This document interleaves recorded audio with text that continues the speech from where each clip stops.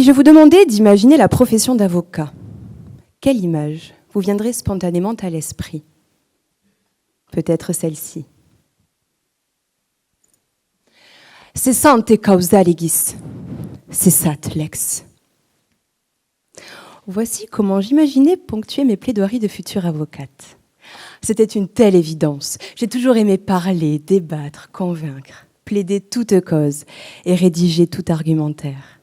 La plume a toujours été mon art et ma voix en guise de robe noire.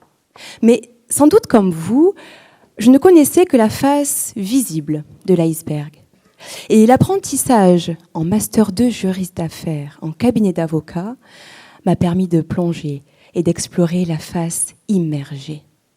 Là, j'y ai découvert une véritable chasse au trésor. Les bancs de la fac m'ont donné les cartes, la boussole et la bouteille d'oxygène. Cécile et Fabrice, mes tuteurs d'alternance, m'ont partagé les énigmes. Alors, derrière chaque acte, ce sont des dizaines d'heures que je passe à la recherche de la jurisprudence. Derrière chaque argumentaire, je reformule une énième fois jusqu'à l'exactitude. Prenons un cas concret. Vous avez l'habitude de prendre des bains de soleil sur votre terrasse, les doigts de pied en éventail. Et puis un jour, le maire de votre village sonne chez vous pour vous annoncer que ce petit bout de parcelle appartient désormais à la commune. Bien entendu, j'ai mené mon enquête. Oui, cette terrasse est vôtre. Et pour que ce droit de propriété soit incontestable, je suis partie à l'expédition des moindres recoins des ressources juridiques, avec, en écho, cette phrase fétiche de mes directrices de master.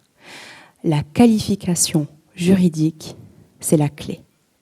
Alors, armée de cette vérité, au fil des dossiers, j'ai creusé la glace de l'avocature et suis parvenue à son trésor le plus cher, ce qui à mes yeux constitue la noblesse profonde du droit, le conseil éclairé et la recherche du compromis. Aujourd'hui, ce sont 30% des jeunes avocats qui arrêtent avant leur 10e année d'exercice.